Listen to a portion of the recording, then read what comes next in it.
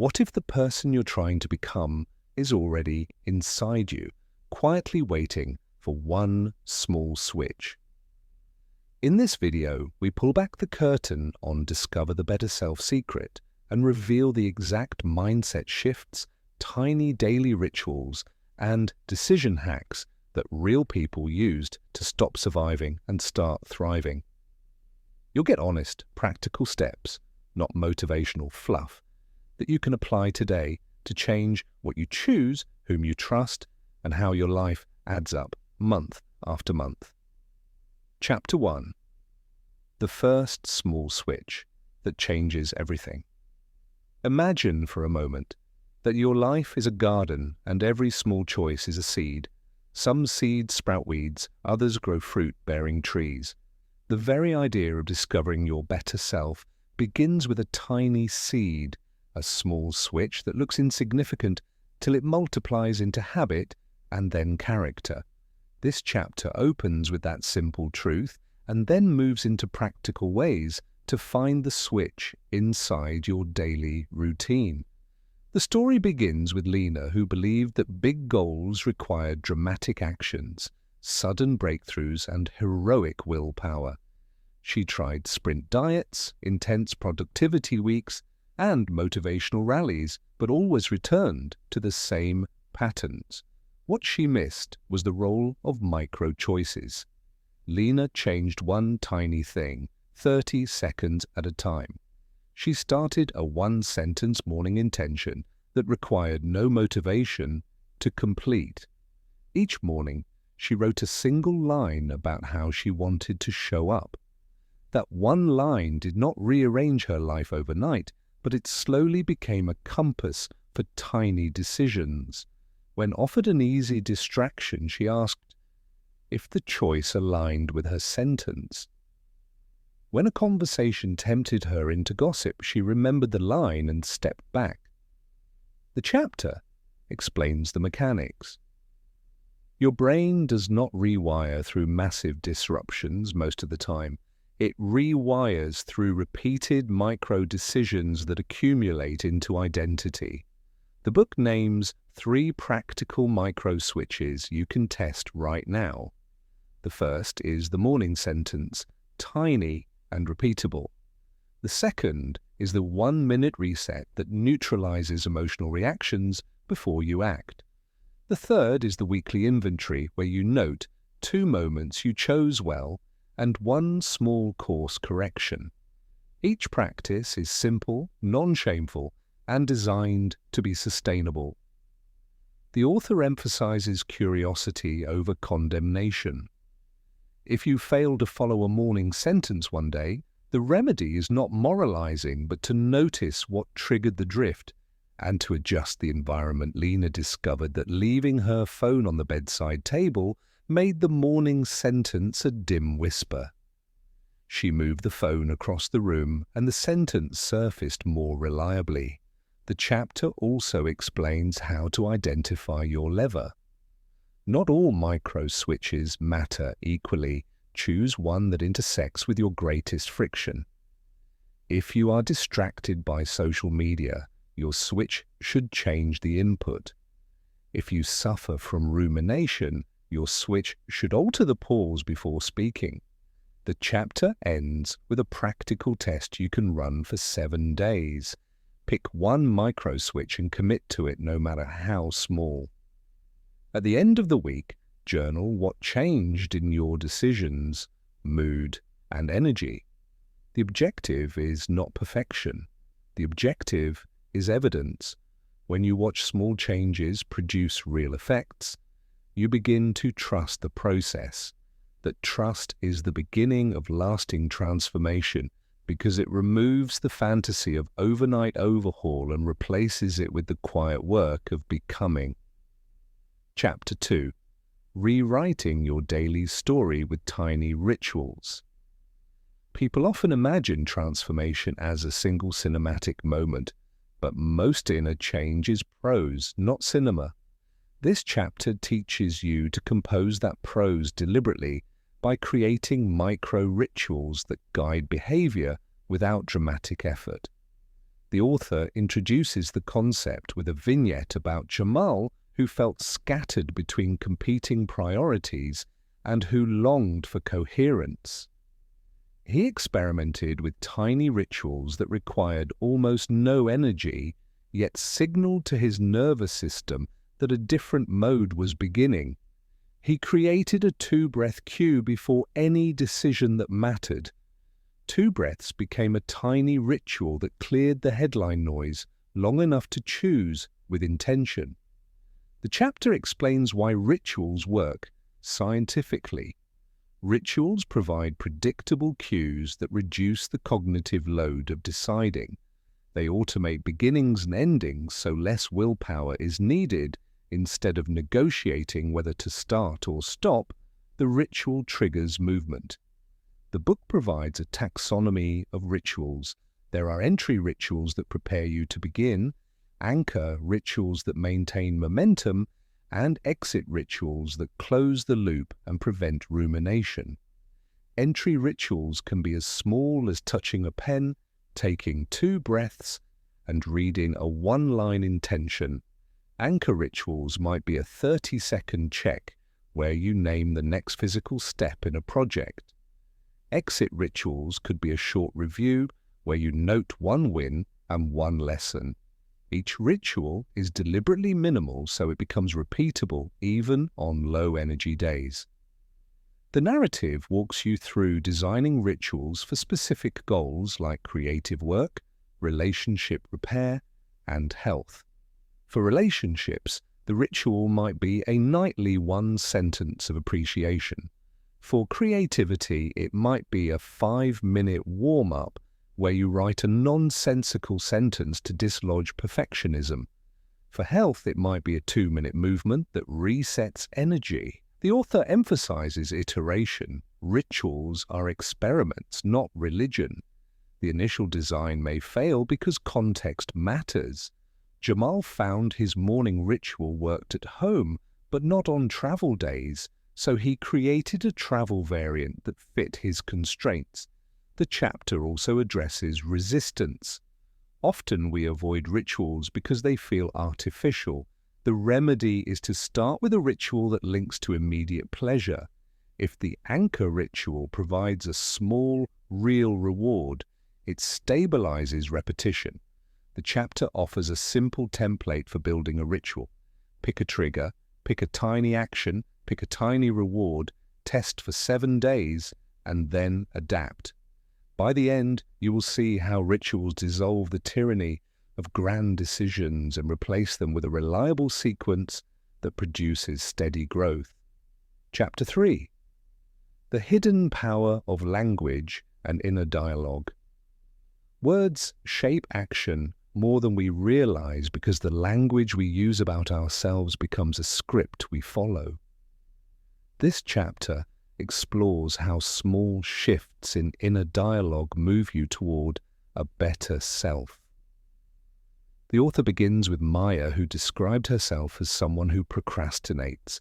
That label became a lens through which she interpreted every delay, which perpetuated a cycle of avoidance. She changed one phrase, and the consequence was surprising. Instead of saying, "I am a procrastinator," she began to say, "I am learning how to start." The new phrase did not magically make tasks appear, but it changed the narrative from identity condemnation to developmental curiosity.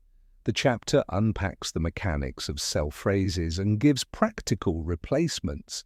Labels lock behavior, while action-oriented verbs open pathways. Replace fixed identity phrases with process-oriented statements. Instead of "I will never be organized," try "I am practicing simple organization steps this week."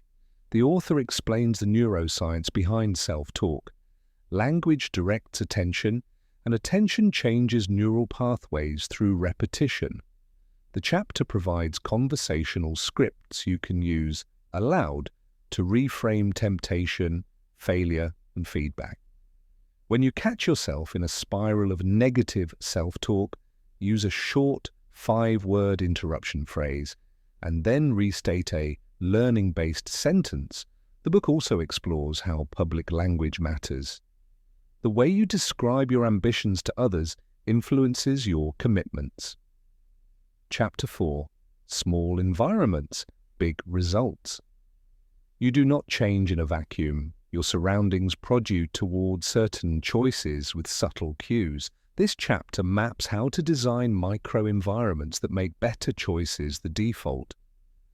The narrative follows Soren, who wanted to eat healthier and stopped failing once he rearranged his kitchen. By moving fruit into visible bowls and placing snacks out of reach, he changed dozens of small decisions without needing willpower for each one. The author calls this nudge design and gives dozens of everyday examples. For work, place project materials on top of your desk and hide unrelated objects. For focus, place a visible timer and a small green card that reads your current intention. For relationships, leave a small, meaningful object in view that reminds you to call or write to someone.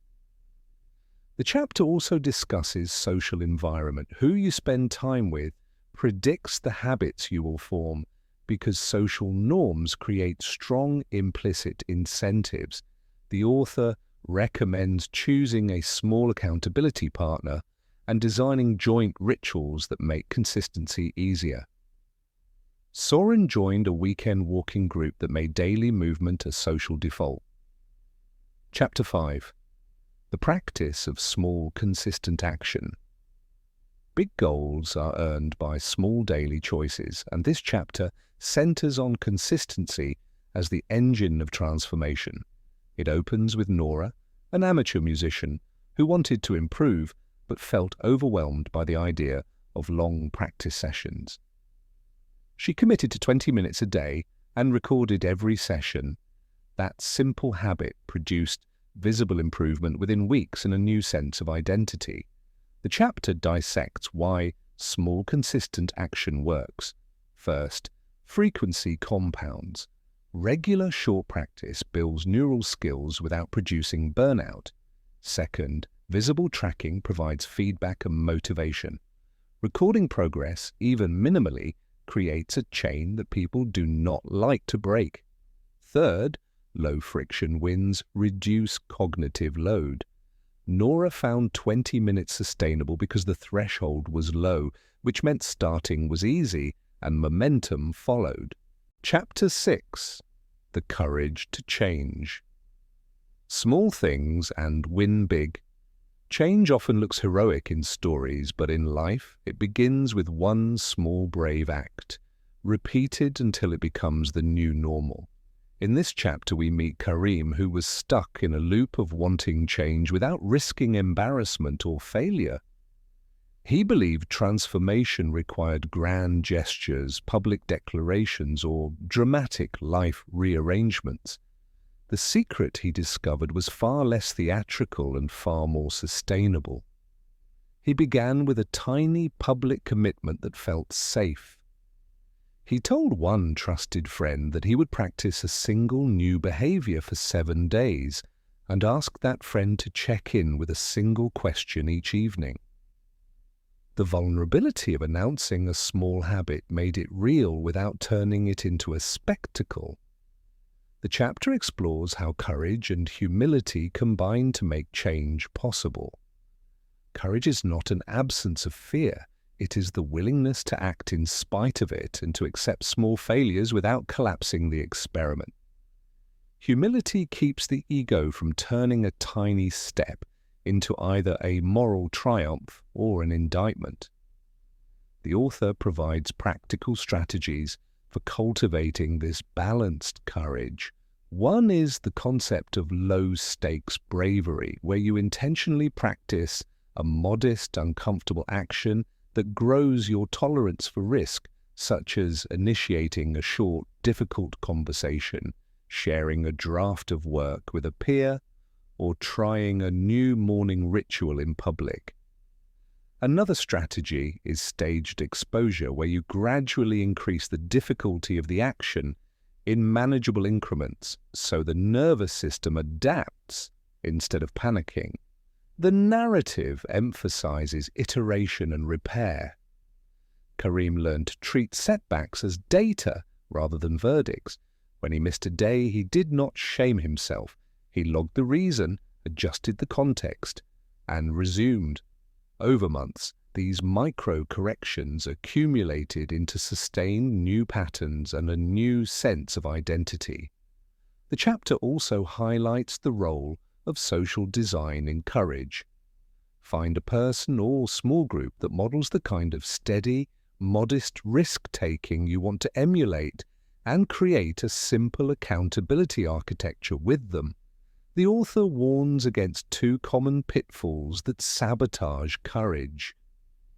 The first is perfectionism, which converts small experiments into impossible standards, and the second is isolation, which makes even modest risks feel like cliffs. Practical exercises include designing a 7-day micro-commitment with a single public check-in, practicing a short ritual of noticing the physical signs of fear and breathing through them, and documenting one micro-win each evening. The narrative closes with a story about how these tiny acts compound into real change.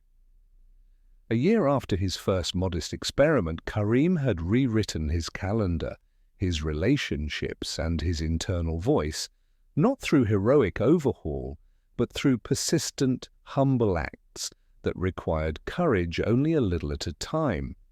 The lesson is simple and liberating. Start small, invite witness, repair openly, and watch courage grow into a new way of living.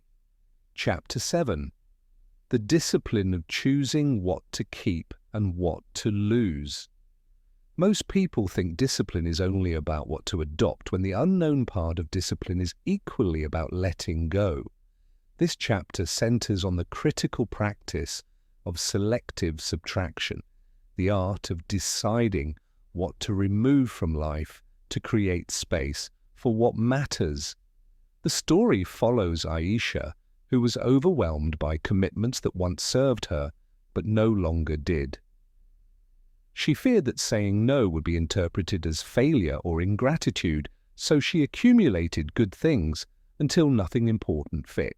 The book reframes subtraction as generosity toward future focus.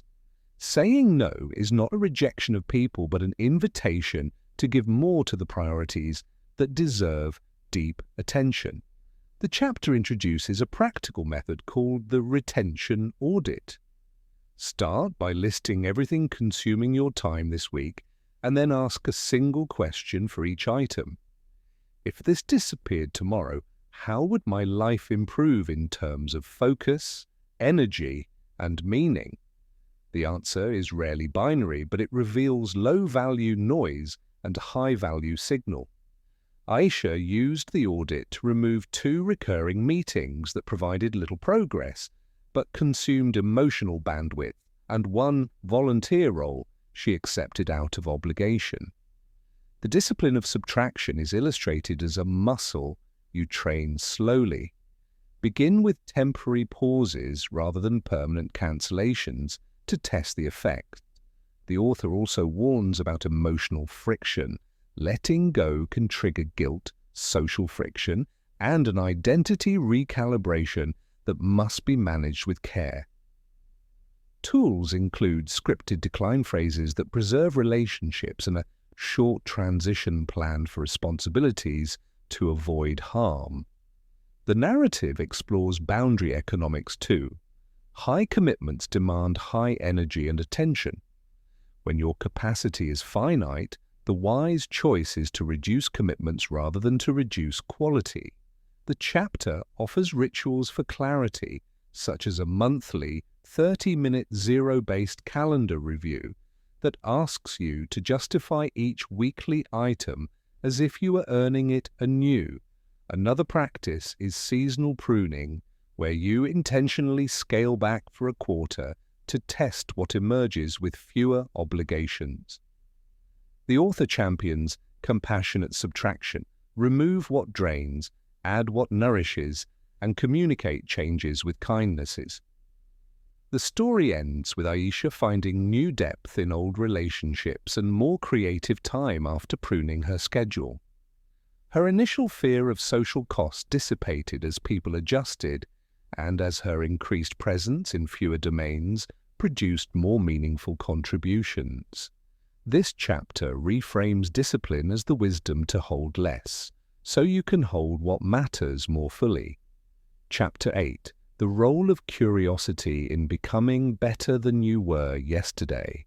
Curiosity is the engine of adaptive growth, and this chapter reveals how a curious stance moves the needle on self-discovery without the pressure of perfection. The protagonist, Matteo, once believed that competence meant having answers and avoiding questions that exposed ignorance. This posture made him risk-averse and slow to learn. The turning point came when he adopted a daily micro-practice. Ask one genuine question each day that he did not already know the answer to, and commit to listening without defensiveness to the response.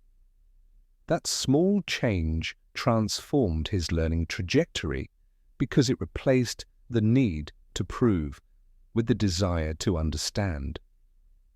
The author details how curiosity unlocks feedback loops that are essential for improvement. While certainty closes exploration, curiosity opens it.